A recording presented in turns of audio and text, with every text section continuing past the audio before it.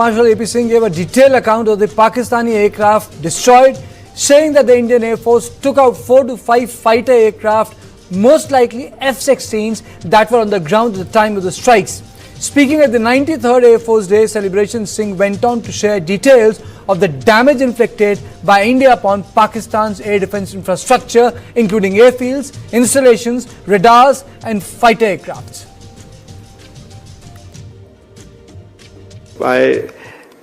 As far as Pakistan losses are concerned, I think it was very clear. It was clearly spelled out in the initial debriefs also that we have struck a large number of their airfields, and we struck a large number of their installations. And what we have gathered from whatever int reports we have got is that on ground, because of our strikes, there have been radars at least 4 places, command and control centers at 2 places, runway, of course, damaged at 2 places. Then 3 of their hangars in 3 different stations have been damaged. And in that hangar, as well as on tarmac, we have signs of one C-130 class of aircraft, one AEW&C class of aircraft, and at least 4 to 5 fighter aircraft, most likely F-16, because that base happened to be F-16, which would have been under maintenance that time. Revealing that the armed forces are given a clear mandate, Air Chief Marshal Singh said that the world needs to learn from India on how to terminate hostilities once targets have been met.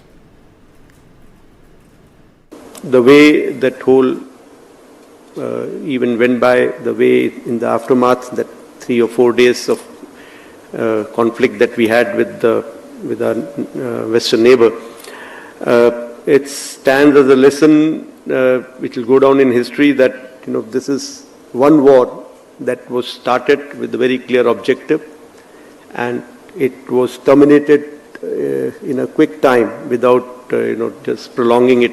We are seeing what is happening in the world, the 2 wars that are going on. There's no talk about termination, but we could make them reach a stage where they ask for a ceasefire, ask for termination of hostilities. And also we took a call as a nation to terminate those hostilities because our own objectives were met. I think this is something that the world needs to learn from us, and I have said this earlier also. The Air Force Chief said India needs aircraft, whether Rafale or Su-57, and that the government will procure whatever is the best. On air defense, he said more S-400 systems are required, but declined to specify the numbers. As far as Su-57, S-57, correct? Su-57. So that is concerned, I just want to say is that we have to weigh all the options. And we in Defense Ministry and in Indian Air Force, we have a very set process of induction of any weapon system. And that process will be followed. So what comes will depend on what meets the requirement and what is the best for us. And I'm sure whatever decisions collectively is taken will be best for the Indian Defence Forces. 400, and obviously that has done good. So there's a requirement to have more such. There is no limit to numbers that you can buy. Again, I'm keeping quiet on what is the plan, whether we want to buy more, how much.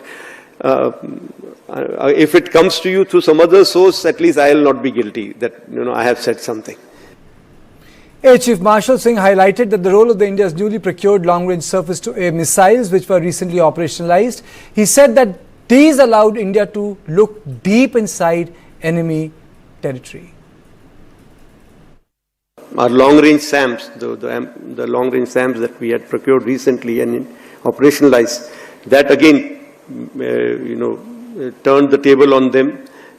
We could look deep inside their territory. We could make sure that they were not able to operate even within their territory, up to a certain distance.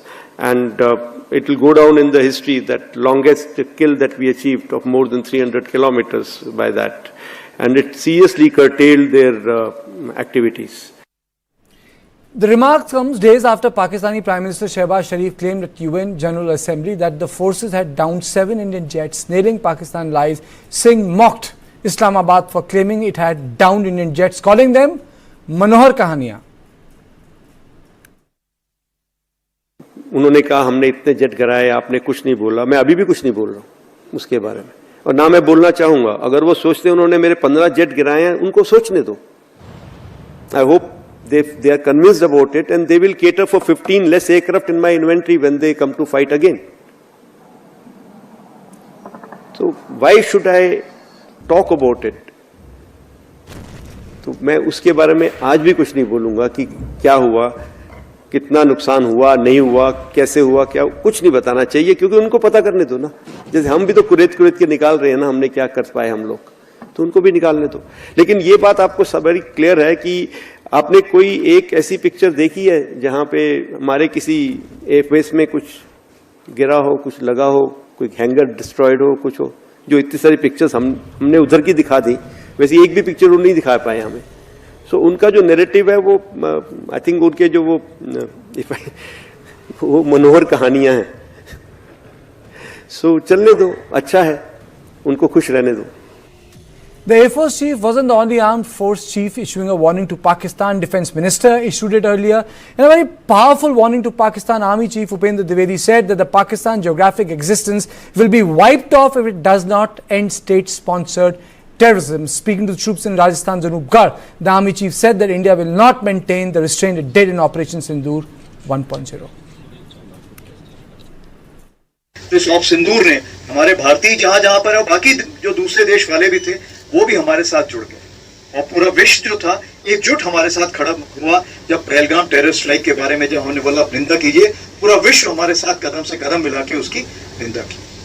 और जैसे आपको पता है terrorist target तो 9 target हम लोगों ने नियुक्त किए थे, और इस टारगेट में ये हमने यकीन किया था कि इसमें कोई इनोसेंट नहीं खत्म होना चाहिए, और कोई मिलिट्री टारगेट को भी हम नहीं उस टाइम डिस्ट्रॉय करना चाहते थे। हम टेररिस्ट टारगेट को डिस्ट्रॉय करना चाहते थे, टेररिस्ट टारगेट में जो ट्रेनिंग देते उनको डिस्ट्रॉय करना चाहते थे, और जो उनको इंडोक्ट्रिनेशन करते थे या उनको तरबियत देते थे, जिनको हम बोलते हैं कि उनके आका, उनको डिस्ट्रॉय करना चाहते थे। और यही चीज हमने उन टारगेट में की, और इस बार हमने हर टारगेट को डिस्ट्रॉय करने का प्रूफ भी दिखाया दुनिया को। ये तो पाकिस्तान छुपा ले जाता था, बट इस बार हमने दिखाया कि ये देखिए यहाँ पे हमने ये डिस्ट्रॉय किया, ये डिस्ट्रॉय किया।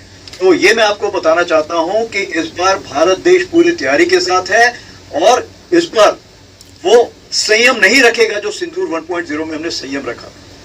इस बार हम आगे की कार्रवाई करेंगे, और कुछ ऐसी कार्रवाई करेंगे कि हो सकता है पाकिस्तान को सोचना पड़े कि उसके इतिहास में, भूगोल में रहना है कि नहीं रहना है। Okay, I'm joined by Air Commodore Dr. Ashwinder Singh Bahal, Defence and Strategy Expert, Group Captain V.N. Jha, former Joint Director DRDO, Major General K.K. Sinha, Defence and Strategy Expert. Now, let me straight away go to General Sinha first. General Sinha, my question to you is, and I'm also joined by Air Marshal Diptendu Chaudhary, former Commandant of the Indian National Defence College and Air Power Specialist. Thank you so much, sir. Thank you. But first to General Sinha, too many warnings, very quickly, in quick succession, Defence Minister, Air Chief Marshal, Army Chief, what do we make of it? Good evening and Jai Hind. Yeah, of course, there is something Operation Sindoor 2.0. We are all, I think the way we are going whole hog. If you see the complete, the procurement, the practices, the exercises, and the integration part of it, and then our commander all the time, they are there on their toes, and including amount of exercises which we are doing on the northern borders, our western border, even in eastern border, it is something very unprecedented. Even you see the procurement. When today we are talking about the air power.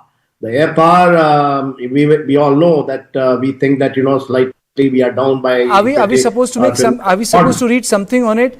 3 warnings by 3 very important persons in this country. Yeah, absolutely. What more you want? You want, the Army Chief has said that, from history and geography, even that can be eliminated, the Pakistan complete story. So I think it is a very, very, clear picture. And he has said that, no unclear term. This time we are not going to restrain. Restriction was there that we wanted to be non-escalatory in nature. And that's why we just got away, because getting away from a conflict is also an art. It is the art of a war. But this time, it is a very clear picture. You dare, and you will be punished that you will not you won't exist. And the way the things are happening, the balkanization of Pakistan is going on, it will just hurry up, and that will be what exactly is going to happen on ground. Okay. Dr. Chaudhary, my question is, why revelations on F-16s now? Is it just about narrative war? What is the big picture which emerges from this press conference, sir?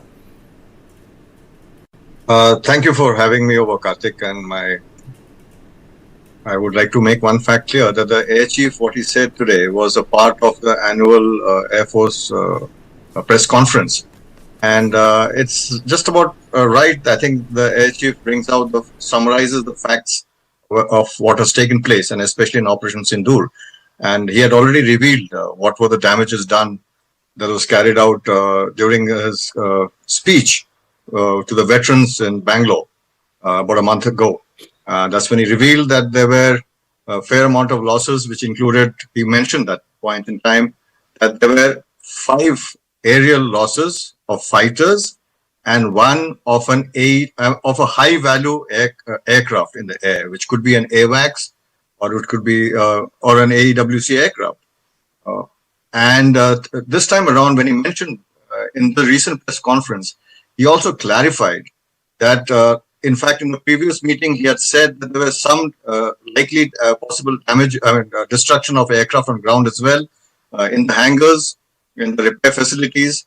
And this time he's clarified that there were about 5 to 6 jets. So if you bring all the tally together, they've lost one probably C-130, one AWC aircraft, and about close to 9 to 10 fighters. And that's a significant amount of damage and destruction cost. And the timing of his speech is probably a coincidence, or could be a message under the present circumstances, because whatever is happening in Pakistan, the internal troubles, and we know in the past that whenever there have been internal troubles, the attention goes outwards. And this is probably a statutory warning in advance that what is likely to come their way should they seek to venture into a conflict with India. Okay.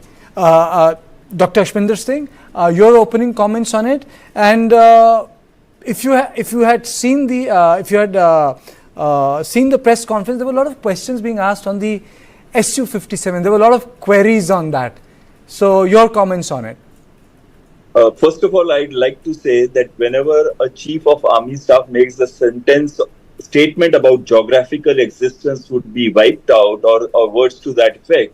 So what basically he's doing is, because this is not a language normally we use as in military commanders, but when he uses this language, it means he's sending a political message. He's sending a political signal to the Pakistanis with respect to whether they think that just because they have had a deal with Saudi Arabia, and just because US is giving them importance, and just because Pakistan is burning all around from Balochistan, Khyber Pakhtunkhwa, and right up to POJK, and the massive protests that are taking place, it doesn't give you a right to do anything in India, because we are going to respond very, very strongly. And secondly, the air chief also was very categorical about the very key element, which Karl von Clausewitz had said, that war is just an extension of politics by other means, and also political object is the goal and war is the means of achieving it. So when he said this, he actually spoke about political object, which was very clear, directions were very clear, mandate was very clear. Then he spoke very nice thing about conflict termination objectives. No war can be started without having clear conflict termination objectives. And he spoke about that this war, that in 90 hours we had made a country bow down and come rushing to us and tell us that please go for a ceasefire, indicated that it was a lesson to the whole world, especially to Israel and also to Russia, where the wars have been continuing for 3.5 years or 2 years or so. So last thing I would like to say about the Su-57 that you asked me about. In my mind, there is no question that we should be delaying any further of acquiring a 5th generation aircraft, primarily because we are going to get both co-production, co-development, transfer of technology. I believe that they are even willing to give us Kinzhal hypersonic air-launched ballistic missile, and they will allow us to make changes in the systems by giving us the source code, and we can put our own gallium nitride radar, which has 400 kilometers range, one of the best radars in the world, as I can see that with the capabilities that are being talked about, and also our indigenous weapon systems such as Astra and BrahMos. Yes. So if this is a composite package, and this will give us technologies which we can even use in AMCA, and they have also said that Su-30 MKI infrastructure can be upgraded into Su-57, and the government needs to take a very quick decision. I'm not very keen for Rafale only for one reason, that they have always hesitated to give the source code. And whatever cost factor, whenever cost factor is factored in, you will find that Rafale is going to come out very expensive in comparison to Su-57. Plus, it's just a 4.5 generation aircraft, and it is not as stealthy as the Su-57, as maneuverable, as agile. Ranges are equal, but the altitude of Su-57 is much higher. And in addition, Su-57 has many more qualities which are much better if we look at the generation of technologies that, and they're going to give us a few aircraft straight off the shelf, and subsequently they're going to manufacture it in India by the time the facilities come up. So in my mind, there is no doubt at all that the government should not delay anymore. We are down to 29 squadrons, Yes. 12 squadrons are going to go away in the next 10 years. It is imperative that the government takes a decision today. Okay. And my own bet is towards Su-57. Okay. Mr. Jha, how important Su-57 is? A lot of people say it's not war-tested, one. And secondly, what is the importance of a 5th generation aircraft when it comes to the requirement of the Indian Air Force? This is the question you asked. This is the question to Mr. Jha, sir. Okay. Look, Karthikeyan, what we are right now discussing is the preparations for Sindoor 2. One is already gone. And whatever Chief had said, and there was also a voice coming from Army side, that what is going to happen in Sindoor 2, if that has to happen. And someone also spoke that it is going to happen sooner than later. But coming back to the requirement and the how we are going to meet it. Look, the very best people in the job are looking at it, whether it is the Air Force requirement, Army requirement, or the Navy requirement. And from the defense side, what we can do today, what DRDO can do, or other allied agencies can do, they are trying to do their best.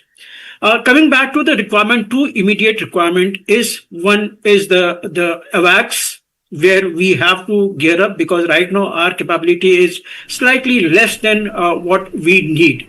Second is 5th generation aircraft. That's the reality that we must have it as soon as possible. Possibly yesterday we should have had it.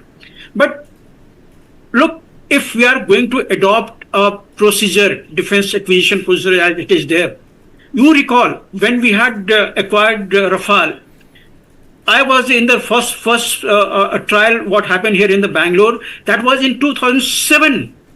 And from 2007 up to 2012, it went that many years in shortlisting Rafale for this.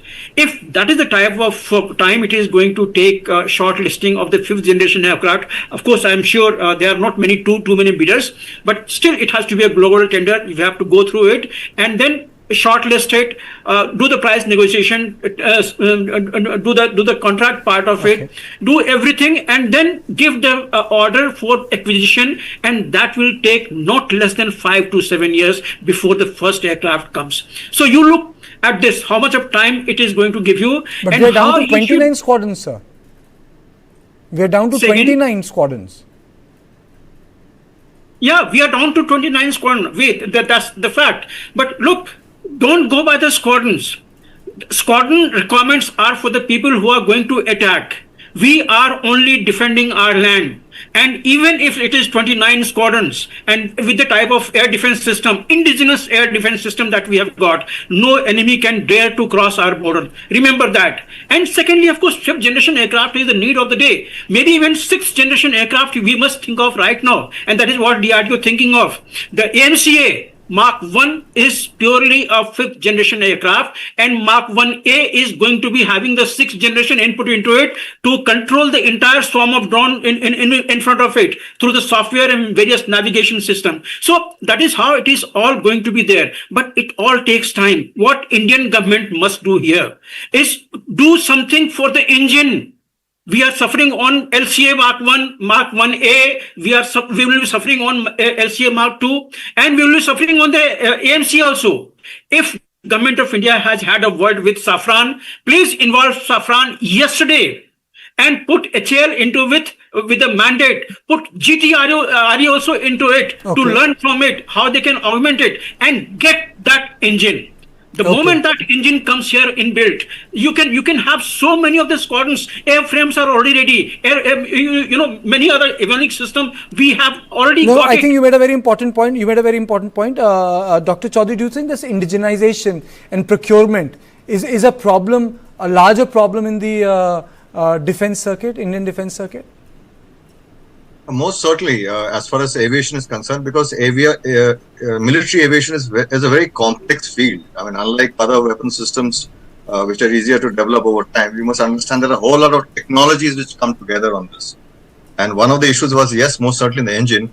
But I would like to point out one aspect here is that, while we are talking about this, there's a lot of confusion in people's minds.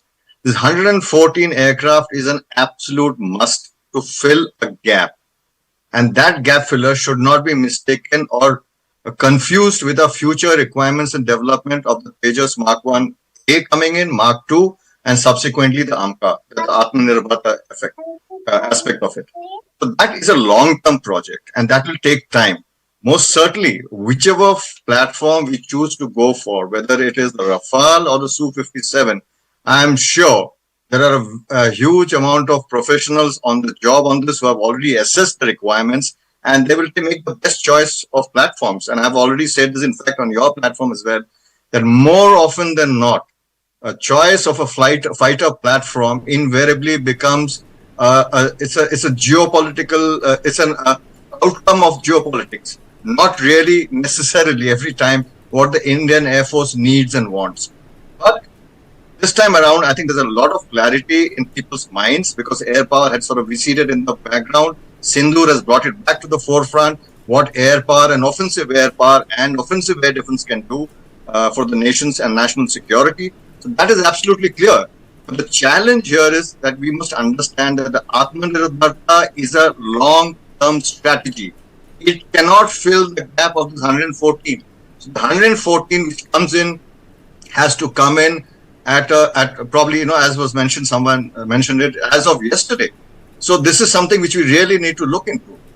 Accelerate the acquisition of this 114 aircraft and parallelly pursue. Because when we go into the 114 deal, it will also have enormous implications on our AMCA project for the future. Do remember that by the time we get our 5th generation aircraft, the Chinese, which have already has the 5th generation aircraft deployed in Tibet, will have the 6th generation in place by the time our 5th generation comes out. So that means in the north, we have 6th generation fighters, which will be there in another decade's time, in less than a decade's time. Pakistan would get 5th generation fighters. So we are already behind the curve. So the biggest challenge here in indigenization is the production scale. It is not only getting everything together, it's also building a capacity to produce the numbers of at least 2 squadrons per year. Otherwise, we are in trouble. But I only hope I see, I think the whole government and the entire security environment and the aviation industry is seized of this matter.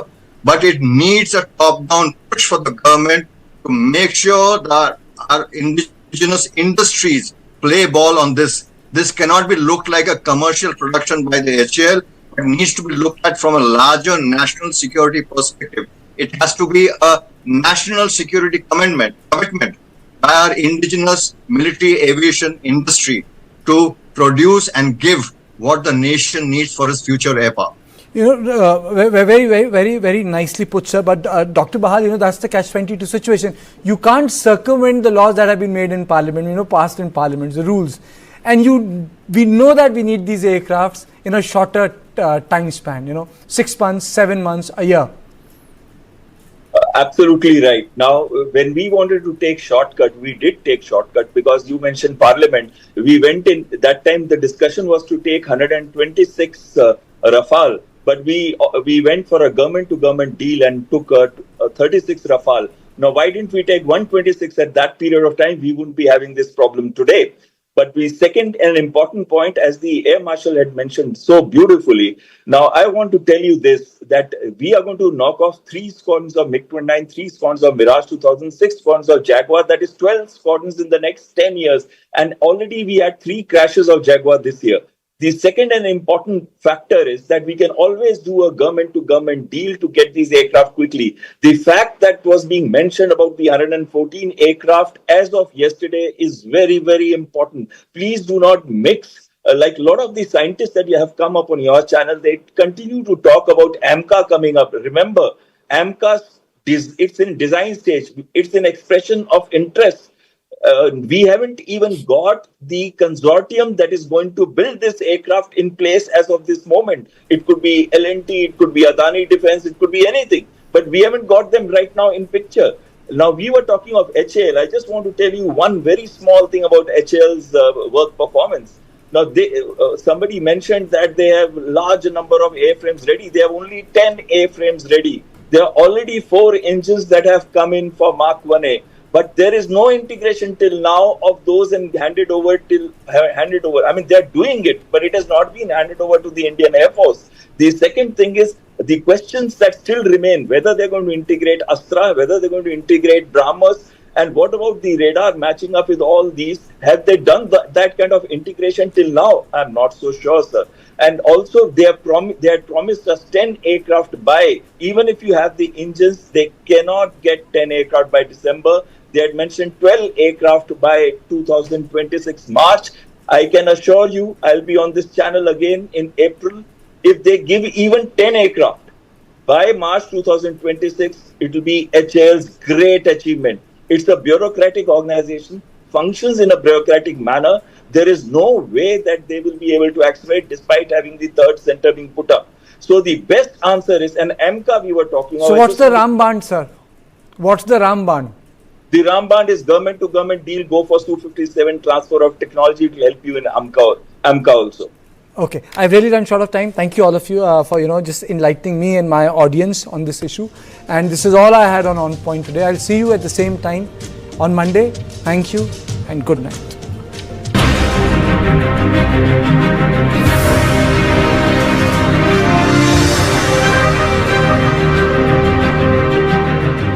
Painting में पहली बार Birla ओपर्स assurance. 1 साल में paint को कुछ भी हुआ तो painting वापस करके देंगे। रजिस्टर करो birlaopus.com पर।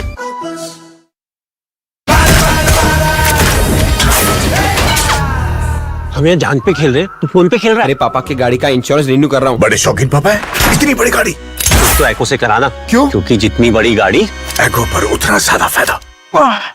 नहीं फटा। अब फटी कार का एक्शन हीरो एको।